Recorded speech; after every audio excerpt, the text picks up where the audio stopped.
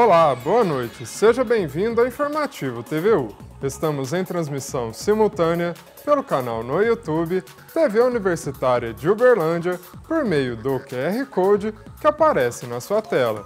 Acompanhe também os destaques do informativo pelo Instagram, o @tvu.uberlândia. Hoje é dia 5 de março de 2025 e você confere nesta edição. Quarta-feira de cinzas, dá início à quaresma. E ainda, pagamento do saque aniversário do FGTS será realizado a partir de amanhã. E hoje, nossa entrevista sobre Uberlândia na Rota das Culturas em 2025. Isso e muito mais, você confere agora.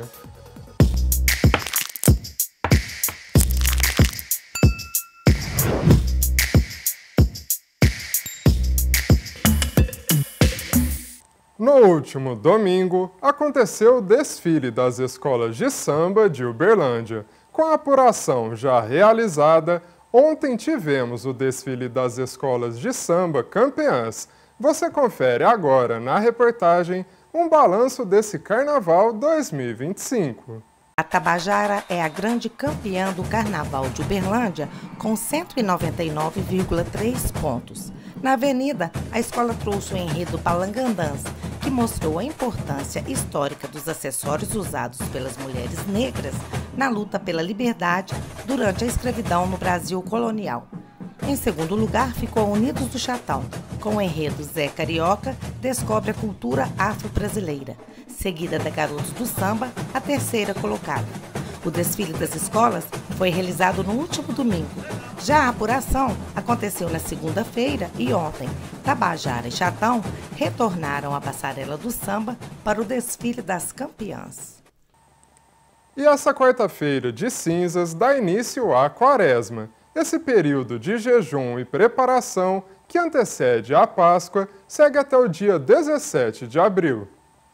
A quaresma, iniciada na quarta-feira de cinzas, é um tempo que antecede a celebração da ressurreição de Jesus Cristo. Durante esse período, os cristãos dedicam-se à reflexão e à conversão espiritual. Este ano, a quaresma começa em 5 de março e termina dia 17 de abril. Católicos vivem este tempo da quaresma fazendo memória a várias passagens da Sagrada Escritura, onde o povo de Israel, o povo de Deus, viveu estes 40, o número 40 significa um ciclo que se encerra, O povo de Israel caminhou 40 anos pelo deserto até a terra prometida. O profeta Elias ficou 40 dias no monte. O próprio Jesus ficou 40 dias e 40 noites no deserto. Então é um número bem simbólico para simbolizar, para representar este ciclo. Aqui no Brasil, pela tradição, uma das formas de vivenciar a quaresma é através da campanha da fraternidade, que este ano vai trabalhar com o tema Fraternidade e Ecologia Integral. E o lema Deus viu que tudo era muito bom. Sem se esquecer que a quaresma é um tempo de introspecção, arrependimento e preparação para celebrar a ressurreição de Cristo. A abstinência de carne vermelha é algo bíblico, E que a igreja recomenda especialmente na quarta-feira de cinzas, que inicia o período quaresmal, e a sexta-feira da paixão, em memória à morte de Nosso Senhor. Mas é possível também fazer abstinência de outros alimentos, de outras bebidas, porque a abstinência, assim como o jejum, é um sinal de que nós estamos dominando nossos instintos. Humanamente, nós temos instintos que nos levam muitas vezes a ir contra a vontade de Deus. Então, praticar o jejum e a abstinência é uma forma de falar assim, olha, quem domina sobre mim sou eu, não é os meus instintos. Então, por isso a igreja recomenda o jejum e a abstinência. Mas não são só essas as práticas penitenciais. Tem a esmola, a oração, que também são práticas próprias para o tempo quaresmal. E o pagamento do saque aniversário do FGTS será realizado a partir de amanhã. Estão previstas 2 etapas de pagamento, sendo a primeira com limite de R$ 3.000, que deve atingir 93% dos trabalhadores que foram demitidos entre janeiro de 2020 até fevereiro deste ano e que, por terem aderido ao saque aniversário, ficaram sem acessar o saldo do fundo.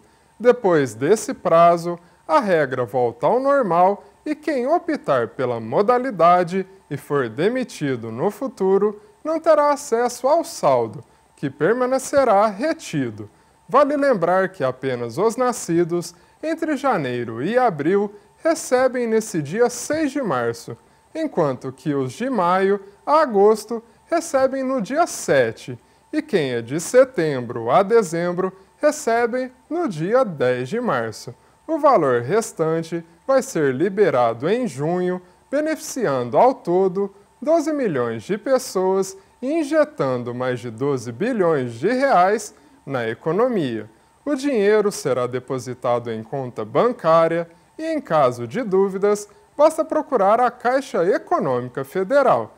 E agora, damos continuidade à nossa série sobre educação no nosso quarto e último episódio aqui no Informativo. Confira.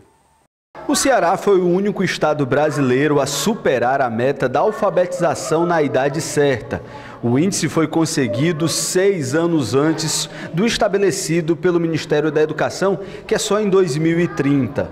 Os resultados expressivos dos últimos anos só foram possíveis graças a políticas como o incentivo financeiro aos municípios com o melhor desempenho na aprendizagem escolar. A gente percebe na sala de aula ar-condicionado, a escola bem ampliada, então isso com certeza faz toda a diferença no nosso ensino.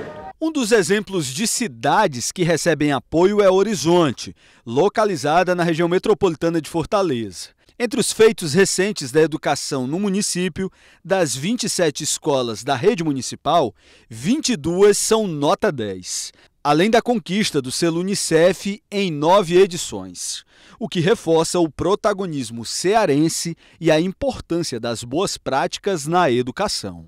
A questão da implantação do tempo integral, que é um diferencial muito grande no nosso município, que faz com que os nossos alunos tenham realmente a questão do integral, como crescimento a nível pessoal e social, que é isso que a gente busca, fazer esse ser humano, essa criança, esse jovem adolescente poder se desenvolver em todos os segmentos. Horizonte também é um bom exemplo com as conquistas do selo nacional nível ouro de compromisso com a alfabetização e a nota 7 no IDEB de ensino fundamental para os anos iniciais, superando a média estadual e nacional. Tudo isso gera confiança e orgulho das famílias dos alunos. A escola é bem ampliada, ela consegue brincar ao mesmo tempo estudar. Isso me trouxe essa esperança em relação à educação de Horizonte. A educação pública também, você pode botar fé, que ela vai para frente. Em Valparaíso de Goiás, a 40 quilômetros de Brasília, a Escola Municipal Arminda Matos e outras 2 unidades da rede receberam no último mês de janeiro o selo de ouro de alfabetização do Ministério da Educação. O bom resultado veio após o município implantar um sistema de avaliação bimestral de toda a rede, que ajudou a identificar os pontos críticos na formação dos alunos e também a planejar e colocar em prática as ações necessárias. A rede ela tinha um índice muito baixo na área de alfabetização. E com o trabalho, através do diagnóstico, das avaliações que eram realizadas, foi elaborado ações e projetos para a melhoria da alfabetização das crianças. A rede já apresenta um resultado de melhoria muito grande. Nossos alunos até o 3º ano já saem da rede sabendo ler, de acordo com o que é previsto na LDB. As informações apuradas também levaram o município a reforçar a capacitação dos professores, especialmente para o ensino de matemática, leitura e educação inclusiva. As escolas também firmaram parcerias com instituições como o Banco Central, que oferece um programa que auxilia projetos escolares de educação financeira. A escola tem pensado em mudar a sua prática para trabalhar com mais projetos, com mais atividades que coloquem os alunos para serem os protagonistas de seu aprendizado. aprendizado. Em relação à matemática, uma matemática um pouco mais ativa, com atividades lúdicas, jogos, também brincadeiras em sala de aula, para que aquilo que se está aprendendo faça sentido para o aluno. Cabe aos municípios organizar, manter e desenvolver instituições de ensino infantil e fundamental. E a responsabilidade é grande. Não é à toa que a oferta de uma educação de qualidade está entre os 17 Objetivos de Desenvolvimento Sustentável da ONU para 2030. Nós estamos num estágio em que nós universalizamos e que agora a gente precisa qualificar a educação, porque ela é central para o desenvolvimento do país. O que nós seremos no futuro vai depender da qualidade da educação que a gente conseguir dar para as nossas crianças e jovens. E nós vamos agora para um rápido intervalo e em seguida voltamos com a nossa entrevista sobre Uberlândia na Rota das Culturas em 2025 com Carlos Guimarães. Até já!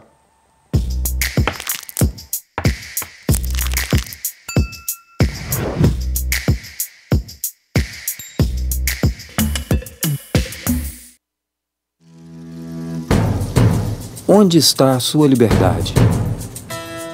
A nossa está declarada na bandeira. Bem-vindo a Minas Gerais, o estado brasileiro onde nasceu nosso primeiro grito de liberdade. Aqui, a natureza é livre e muda a cada quilômetro que você percorre. A arte é livre para ocupar as ruas, as igrejas ou o céu aberto. A cozinha é livre para misturar sabores e aromas de um jeito que é só nosso.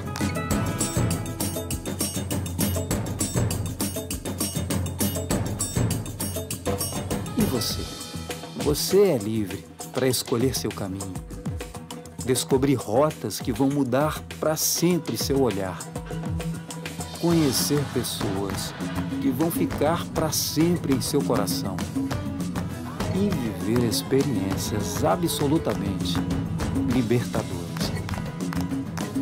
A liberdade mora em Minas. Conheça, encontre a sua e compartilhe.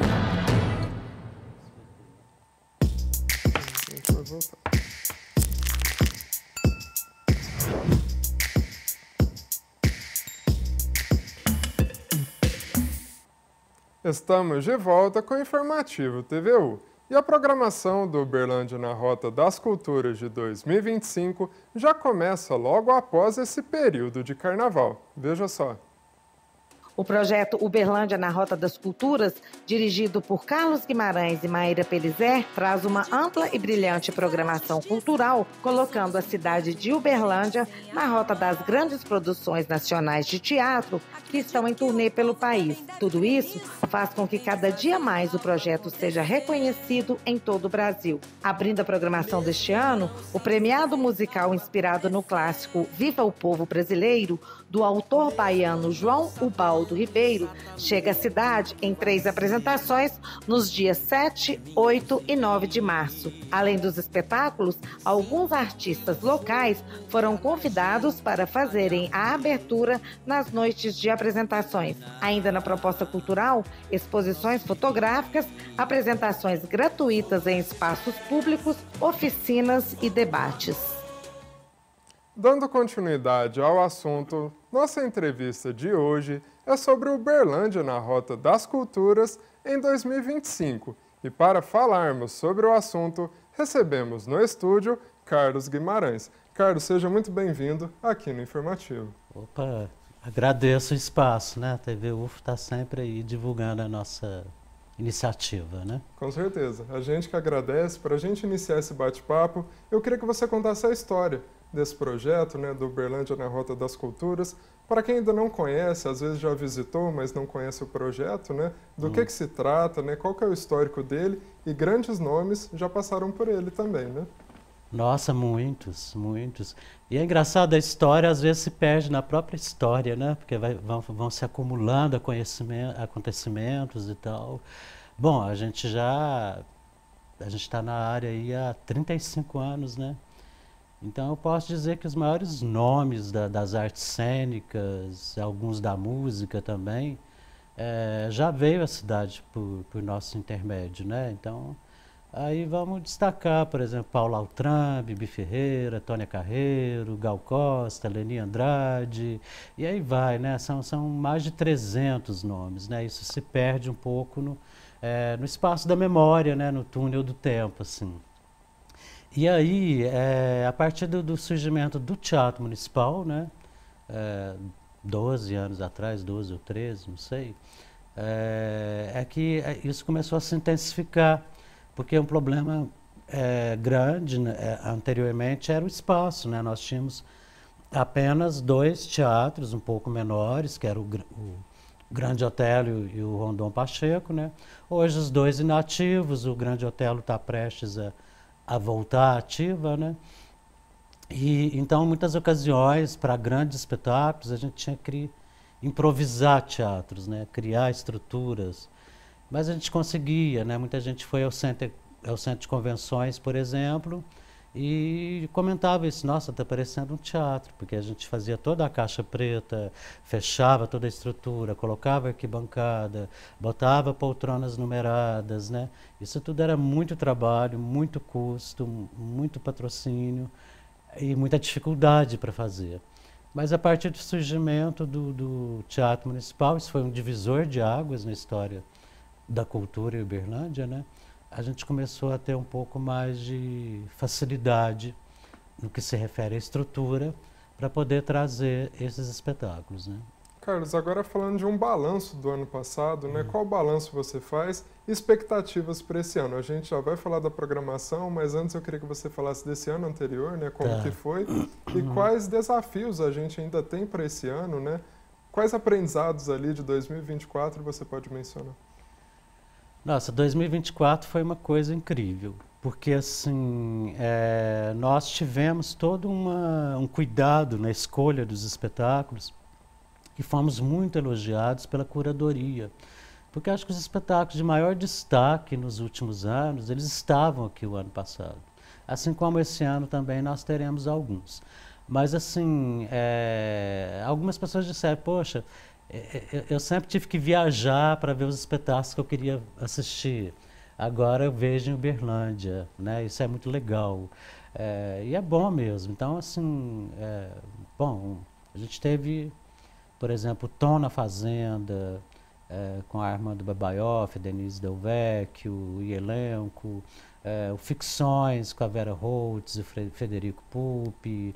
São espetáculos que fazem grande sucesso, alavancam grandes públicos e fizeram várias temporadas no Rio e São Paulo.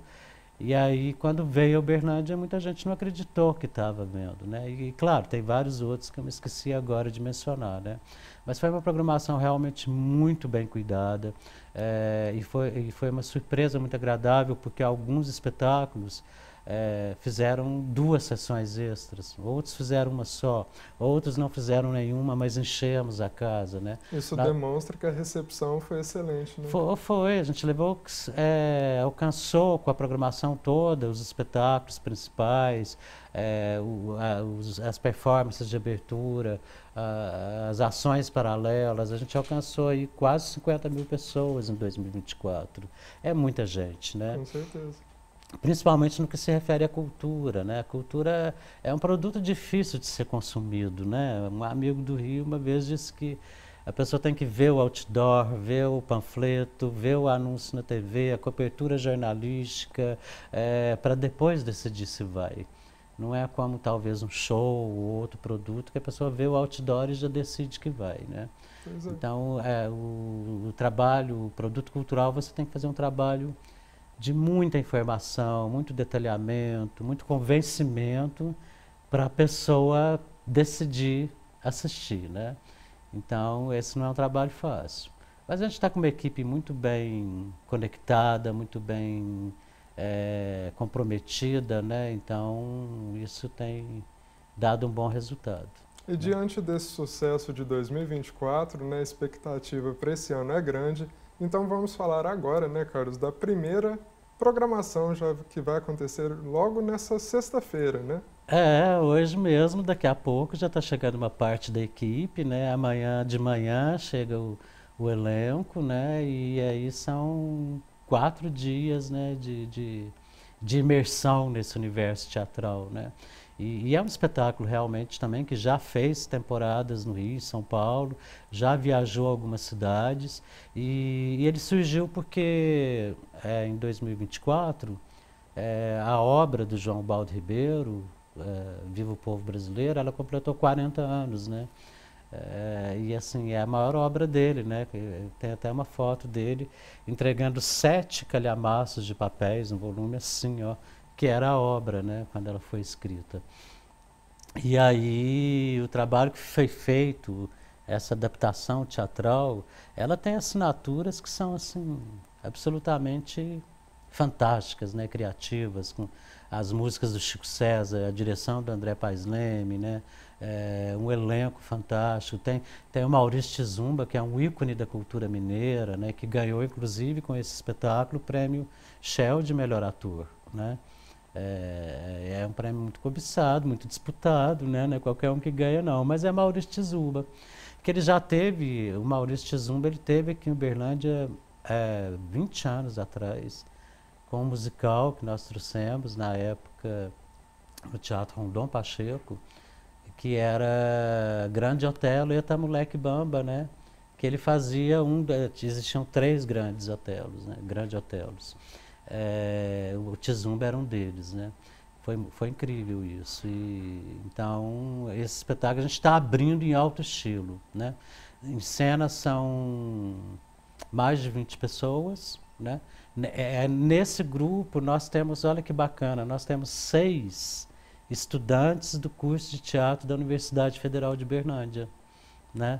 Porque em toda a cidade eles fazem isso, eles selecionam 6 estudantes de teatro para fazer parte do coro, que eles chamam de coro das alminhas, porque a história é uma alma que percorre 400 anos de história, buscando a identidade, a sua própria identidade, a identidade do Brasil, né? Então, o espetáculo tem essa metáfora, né? Quem somos nós, de onde viemos, né? E é meio que um tributo à nossa ancestralidade. Isso é muito bonito, né? Muito poético, né? Com certeza, muito bacana, inclusive a gente conferindo imagens aqui, né, do musical. Musical Viva o Povo Brasileiro, então exibição sexta, sábado e domingo também, né? Sexta e sábado às 19 e domingo às 18. Excelente. Carlos, para a gente falar do restante da programação para esse ano também, eu sei que tem muita coisa, então tentando resumir, né? Basicamente, em abril, né, já vai ser retomado outro espetáculo também, né? Já tem programação aí para maio, junho, julho, agosto, setembro, até outubro, né? Até outubro. E sempre preocupado com a qualidade artística, né, a consistência da proposta e uma temática também bem bacana, né? Então, por exemplo, em abril, nós temos uma comédia que se chama Radoshka, uma comédia friamente calculada, com a Fabiana Carli e a Tânia Bondesan. E ela foca no etarismo e no mercado de trabalho, porque é a história de 2 cuidadoras de idosos, né? Aí não vou dar spoiler, mas eu só garanto que as pessoas riem do começo ao fim, né?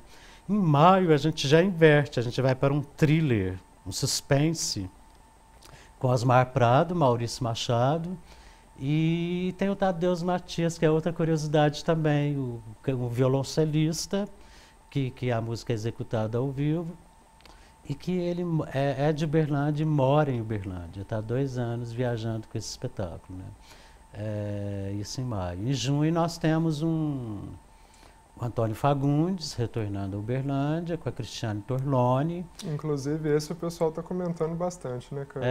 Mas Antônio Fagundes é um ícone das artes cênicas brasileiras, né? Um grande ator, uma pessoa muito bacana também. E está ao lado de uma versão feminina, né?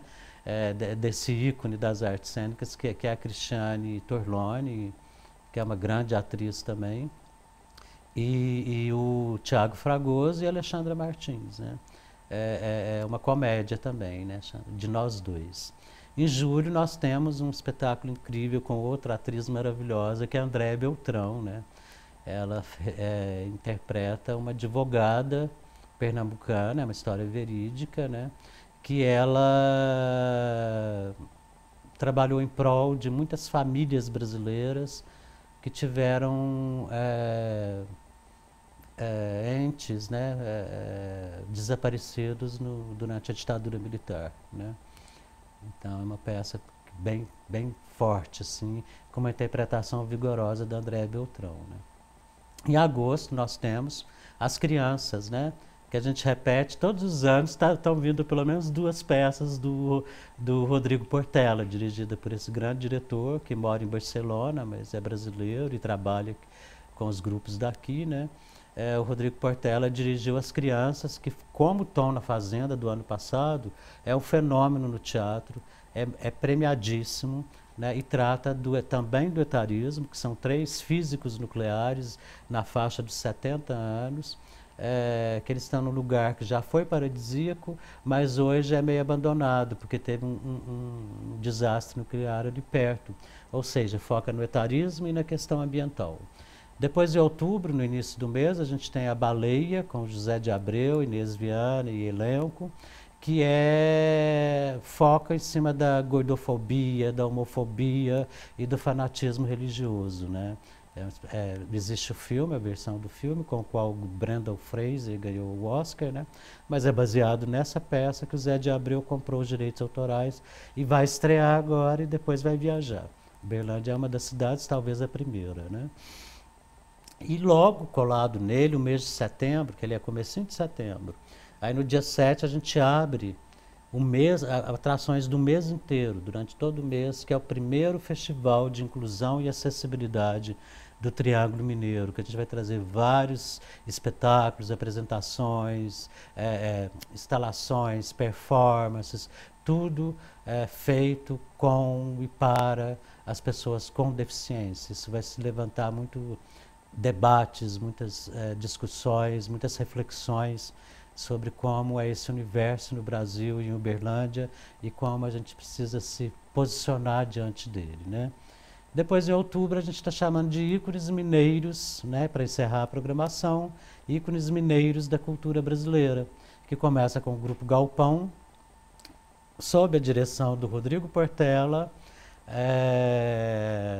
ensaio sobre a cegueira, baseado na obra do José Saramago, né? E depois, fechando o mês, nós temos Grupo Corpo, grupo mineiro, o principal grupo de dança do país, um dos melhores do mundo também, celebrando 50 anos de existência.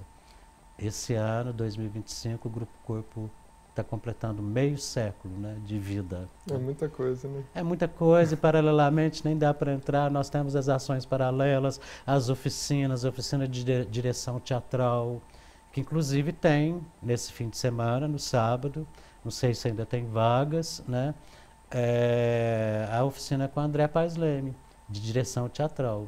O André é um grande diretor, professor, né, na Universidade Federal do Rio de Janeiro, coordenador do curso da Escola de Teatro, e ele vai estar dando uma oficina sobre direção teatral gratuita, todas as oficinas são gratuitas, e tem outras também de dramaturgia, de direção, enfim, é uma programação bem complexa e bem para todos longa, os gostos, né? Para né? todos os gostos. Com certeza, né? Bastante diversa a programação. Carlos, a gente já está chegando ao final da nossa entrevista. Certo. Antes da gente encerrar, eu queria que você deixasse uma mensagem para quem nos assiste, nesse convite para estar justamente participando da programação ao longo de todo o ano. Sim, o Uberlândia na Rota das Culturas é feito para a população. É despertar assim, a consciência do que é o teatro, do que ele oferece, da experiência que você pode ter. É uma coisa meio transcendental para o ser humano, né? E a gente caiu nessa missão, né, de trazer o melhor para que as pessoas conheçam. Todo espetáculo sempre tem alguém que nunca foi ao teatro, ou tem aqueles que vão sempre ao teatro, mas assim, é uma experiência inusitada e é uma coisa que só amadurece o ser humano, só nos faz evoluir. Uma frase que tem sido bem usada ultimamente, que eu gosto muito, é que a arte nos salva. Né? Então, eu acredito muito nesse poder transformador da cultura. E a gente trabalha por isso, pelo espectador.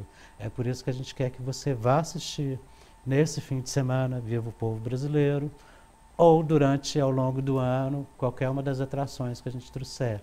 Porque eu asseguro que são todas de absoluta qualidade.